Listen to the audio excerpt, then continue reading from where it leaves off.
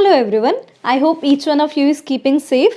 So we'll be starting with the new chapter of class 9th, that is structure of atom. Structure of atom हमारा 4th chapter है, chemistry का chapter है, ये हम start करेंगे. इससे पहले हमने एटम्स एंड मॉलिक्यूल्स के बारे में पढ़ा है, उसी का थोड़ा सा एडवांस वर्जन है स्ट्रक्चर ऑफ एटम, जिसमें पर्टिकुलरली एटम और उसके पार्ट्स के बारे में हम स्टडी करेंगे. ठीक है, ये बेसिक सी चीज़ें मैंने बोर्ड पे लिख दी है. ठीक है, ये चीज़ आपके पेपर में कम आती है लेकिन कॉन्सेप्ट बिल्डिंग के लिए बहुत इंपॉर्टेंट है. तो अगर आपको कॉन्सेप्ट्स अच्छे से समझने हैं तो वीडियो एंड तक देखना. अगर आपको सिर्फ लर्न करने के पर्पज से देखना, सिर्फ लर्न करनी है चीज़ें, तो आप स्किप करके फर्स्ट थॉमसन्स मॉडल से देख सकते हैं. ठीक है, तो मैं एकदम बेसिक से स्टार्ट कर रही हूँ. थ्योरी बिल्ड कैसे हुई, ये स्ट्रक्चर ऑफ एटम क्या क्यों नाम दिया, क्यों ये चैप्टर बना, उससे पहले आए हमारे डाल्टन. जॉन डाल्टन एक साइंटिस्ट थे. ठीक है, उन्होंने पिछले चैप्टर में आपने स्टडी किया Dalton's model of an atom, postulates of Dalton's atomic theory, है ना. तो उसमें एक चीज़ कही उन्होंने कि atom is the smallest indivisible particle. Atom जो है सबसे छोटा पार्टिकल है which can not be divided further, मतलब उसको तोड़ा नहीं जा सकता. एटम सबसे छोटा पार्टिकल है किसी भी चीज़ का. ठीक है, लेकिन धीरे धीरे क्या हुआ, ये बहुत पुरानी बात थी. ये डाल्टन ने जो थ्योरी दी ना, ये बहुत पुरानी थी. फिर धीरे धीरे जब नई थ्योरीज आई, नई साइंटिस्ट आए, तो उन्होंने कहा कि ऐसा नहीं है, एटम सबसे छोटा पार्टिकल नहीं है, जबकि एटम के अंदर भी कुछ और छोटे छोटे पार्टिकल्स होते हैं. ठीक है, इन्हीं छोटे पार्टिकल्स को जो एटम्स के अंदर होते हैं, इन्हीं को उसने कहा subatomic particles. These were called as the subatomic particles, atom से छोटे पार्टिकल्स. ठीक है, सब एटॉमिक पार्टिकल्स क्या क्या होते हैं, इलेक्ट्रॉन्स E- से शो करते हैं, प्रोटॉन्स P+ से शो करते हैं, एंड न्यूट्रॉन्स N से शो करते हैं. अब ये कब आए, कैसे आए, इसी के बारे में हम पूरा स्टडी करेंगे चैप्टर में. लेकिन जो सबसे पहले ये चीज़ प्रूव हुई ना, ये काफ़ी सारे एक्सपेरिमेंट लोगों ने करे, उसके थ्रू ये चीज़ प्रूव हुई कि एटम जो है सबसे छोटा पार्टिकल नहीं है, जबकि एटम से भी छोटे पार्टिकल्स हैं. बेसिक सा एग्जाम्पल, मैंने एक कोम ली. ठीक है, आई टुक अ कोम, आई रब दी कोम, मैंने कोम रब करी हेयर पे. अब क्या हुआ, जब अच्छे से कोम हेयर पे मैं रब करूँगी और उसको जब मैं एकदम छोटे पीसेस ऑफ पेपर को अट्रैक्ट करने की कोशिश करूँगी, तो I will see one thing कि वो पेपर के जो छोटे पीसेस हैं वो अट्रैक्ट होंगे कोम से. ये एक्सपेरिमेंट आप खुद भी घर पे करके देख सकते हो. क्यों होंगे वो अट्रैक्ट, क्योंकि इस कोम के अंदर एटम्स हैं, एटम्स के अंदर कुछ ना कुछ चार्ज स्पीशीज़ है, और वो चार्ज स्पीशीज़ की वजह से ही वो चार स्पीशीज़ ही क्या कर रही है, वो पेपर को अट्रैक्ट कर रही है. ठीक है, ये एक्सपेरिमेंट आप खुद भी करके देख सकते हो. डू कमेंट बिलो अगर आपका कोई एक्सपेरिमेंट नहीं होता है या फिर आपके रिजल्ट्स कुछ अलग आते हैं. ठीक है, चलो एनीवेज, अब ऐसे सिर्फ एक एक्सपेरिमेंट नहीं था, ऐसे बहुत सारे एक्सपेरिमेंट उन्होंने करके देखे. तो उससे पता चला कि कुछ ना कुछ चार्ज स्पीशीज़ ज़रूर हैं, चार्ज स्पीशीज़ ज़रूर हैं. किसके अंदर, एटम के अंदर. ठीक है, तो एक जो चार्ज स्पीशीज़ उन्होंने डिस्कवर करी, जो फर्स्ट साइंटिस्ट थे वो थे E. Goldstein. E. Goldstein discovered through canal rays experiment. अब ये कैनल रेज एक्सपेरिमेंट क्या था, डिटेल में 11th क्लास में है, इसलिए हम बहुत ज़्यादा डिटेल में नहीं जाएंगे.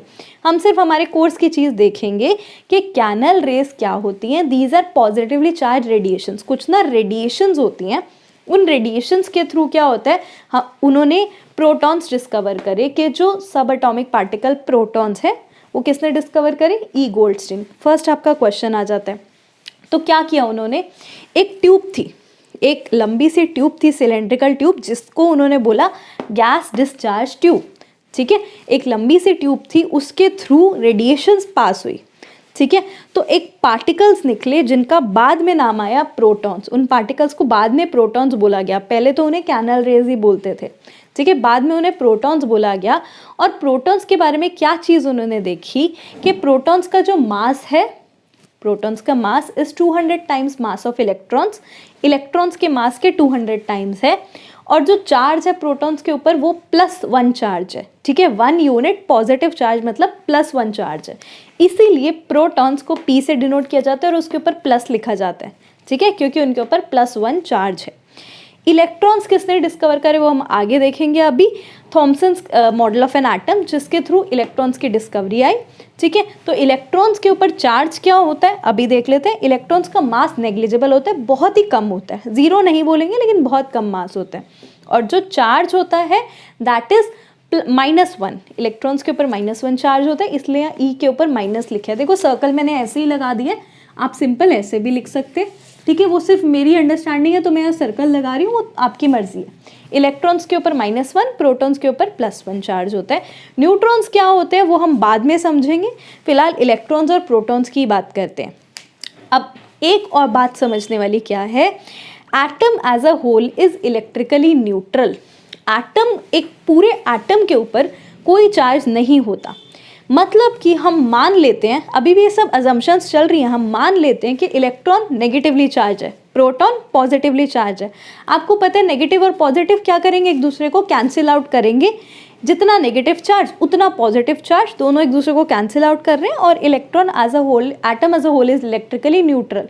जो एटम है वो टोटल न्यूट्रल है, ठीक है, जितना जितना नेगेटिव चार्ज है उतने पॉजिटिव चार्ज को बैलेंस आउट कर रहे हैं, तो हम बोल रहे हैं कि एटम में टोटल न्यूट्रल है एटम, ठीक है। ये वाली बात समझ लो, atom as a whole is electrically neutral, इसके थ्रू हमने कहा। और दूसरी चीज़ ये भी हम मान ही रहे हैं, अभी हम थ्योरीज पे बाद में जाएंगे, अभी हम अजम्पशंस देख रहे हैं कि क्या क्या लोगों ने अजम्पशंस लगाई। This was after the 19th century, in the 19th century ये सब अजम्पशंस लगी। 19th सेंचुरी से पहले सबने कहा कि एटम ही सबसे छोटा पार्टिकल है, उससे छोटा कोई पार्टिकल ही नहीं है। फिर धीरे धीरे पता चला कि और भी छोटे पार्टिकल जैसे इलेक्ट्रॉन्स, प्रोटॉन्स और न्यूट्रॉन्स। अब धीरे धीरे 20th सेंचुरी के बाद जो डिस्कवरीज हुई हैं उनमें क्या पता चला कि इनसे भी छोटे पार्टिकल्स होते हैं, जिसको हम, खैर नहीं जाते हैं हम नाम पे, ठीक है, लेकिन इससे भी छोटे पार्टिकल्स होते हैं, ठीक है। धीरे धीरे साइंस में जब एडवांसमेंट्स आती है तो हमें पता चलता है कि हाँ, हम जो पुराने कॉन्सेप्ट पढ़ रहे थे, जो एक्चुअल नए कॉन्सेप्ट हैं उनसे बिल्कुल अलग है, ठीक है। ये आपने देखा भी होगा, जब आप पढ़ाई करते हो तो आप ऐसे देखते हो, जब पुरानी क्लास का आप पढ़ते हो आपको लगता है कि अरे ये तो हम गलत पढ़ रहे थे, अब हम सही पढ़ रहे हैं। Okay, sorry for that interruption. तो एनीवेज अब हम first atomic theory, that is Thomson's atomic theory, इस पे बात करेंगे, ठीक है। थॉमसन एक साइंटिस्ट थे, ही वॉज प्रॉबेबली क्रिश्चियनिटी उनका वो था। तो उन्होंने क्या किया, क्रिसमस केक बनाया, ठीक है। क्रिसमस केक में क्या होता है, आपने देखा होगा जो क्रिसमस पुडिंग या क्रिसमस केक होता है उसमें ड्राई फ्रूट्स होते हैं, ठीक है। तो थॉमसन के दिमाग में आइडिया आया और उन्होंने कंपेयर किया कि जैसे एक केक में ड्राई फ्रूट्स डले हुए हैं और वो रैंडमली कहीं भी डले हुए हैं, आप देख के एक जगह तो नहीं प्रेजेंट, वो रैंडमली उस केक के अंदर कहीं भी डले हुए हैं। ऐसे ही हमारा जो एटम है इसमें भी, जैसे केक के अंदर ड्राई फ्रूट्स हैं, ऐसे ही एटम के अंदर रैंडमली कहीं कहीं इलेक्ट्रॉन्स हैं, ठीक है। और वो रैंडमली है, ऐसा नहीं किसी एक जगह पे है।